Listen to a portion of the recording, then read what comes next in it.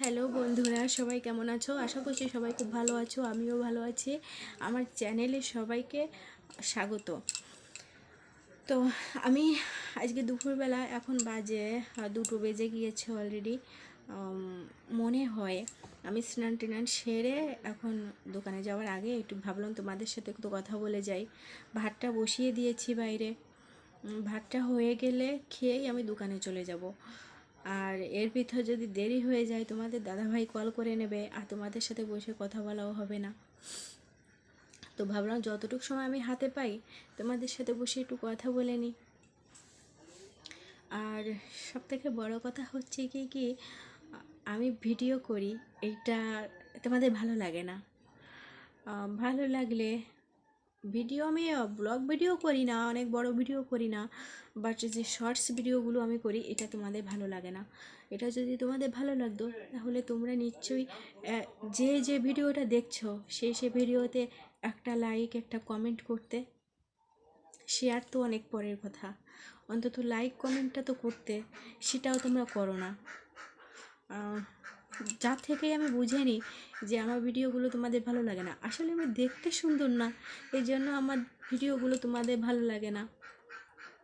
আর আমার ফোনটাও অনেকটা ভালো না যে ছবিটা ভালো আসবে। আর দেখতে ভালো না হলে কালো মানুষ ছবি কি কখনো ভালো আসে, যতই ভালো ফোন হোক না কেন?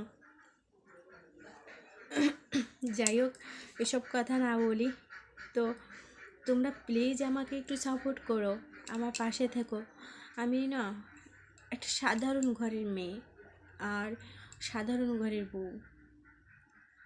আমার বাবা নেই, আমার মা আছে। আমার মা আমার সাথেই থাকে, আমার শ্বশুর বাড়িতে। বেশিরভাগ সময় আমার কাছেই রেখে দেই। তো সব কিছু মিলিয়ে আমার কষ্টের জায়গাটা তোমরা জানো না। অবশ্য আমার ভিডিও যদি তোমরা দেখো, তোমরা যদি চাও যে আমি ভিডিও করি, তাহলে হয়তো আস্তে আস্তে সব কিছুই জানতে পারবে। এভাবে জানা সম্ভব না। কিন্তু তোমরা যে আমাকে সাপোর্ট করো না, তোমাদের সাপোর্ট পাই না, এই জন্য আমি ভিডিও করতে পারি না। তোমরা আমাকে সাপোর্ট করো, তোমরা আমাকে সাপোর্ট করো। আমি যে ভিডিও করি, শর্টস করি, এগুলো তোমরা আমার ভিডিওগুলো লাইক কমেন্ট করো, আমার ভিডিওগুলো দেখো, সাবস্ক্রাইব করো, আমার পাশে থেকো। আমি এক সাধারণ ঘরের মেয়ে এবং সাধারণ ঘরের বউ, আমি একটা অসাধারণ ইউটিউবার হতে চাই তোমাদের সাপোর্টে। আমি নিজে কিছু করতে চাই। আমার মাকে যেমন আমি আমার কাছে নিয়ে রেখেছি, আমার দায়িত্ব নিয়ে আমি আমার মাকে দেখতে চাই। প্লিজ দয়া করে তোমরা আমার জন্য এটুকু করো, আমি যেন নিজের পায়ে দাঁড়াতে পারি, নিজে কিছু করতে পারি। আমার দ্বারা তো কিছুই সম্ভব না, কখনো আমি কোনো কিছু করতে পারিনি।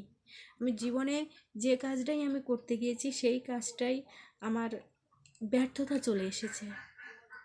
আমি কখনো ভালো লেখাপড়া করতে পারিনি।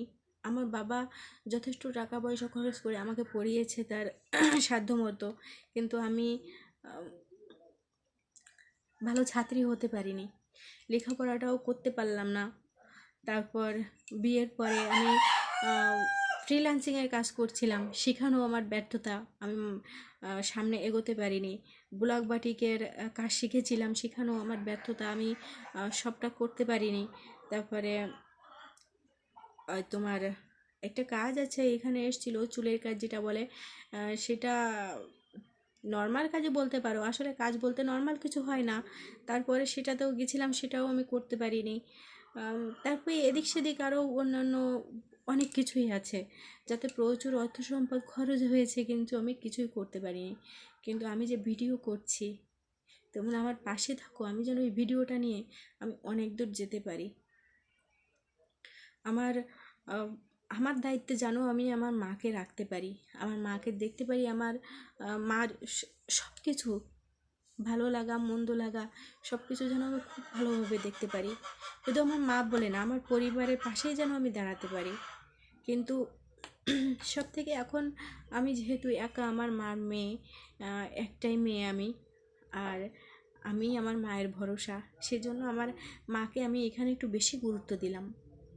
একটা মেয়ে কিছু করলে তো তার পরিবারের পাশেই থাকে। সেই জন্য তোমরা প্লিজ সবাই আমাকে একটু সাপোর্ট করো। অনেকটা সময় তোমাদেরকে নিয়ে নিলাম আর তোমাদেরকে দিলামও, 5টা মিনিট হয়ে গেল। তোমাদের দাদাভাই একটু পরেই কল করে দেবে, এখনও আসছো না কেন? ও স্নানও করেনি। আমি তো স্নান টান করে বেশ তোমাদের সাথে কথা বলছি, কিন্তু ও এখনও স্নান করিনি। আমি দোকানে যাব, দেনও স্নান করবে। তো আমার শেষমেশ একটাই কথা, তোমরা প্লিজ আমাকে সবাই একটু সাপোর্ট করো, আমার পাশে থেকো, আর সবাই ভালো থেকো। এখন আসছে।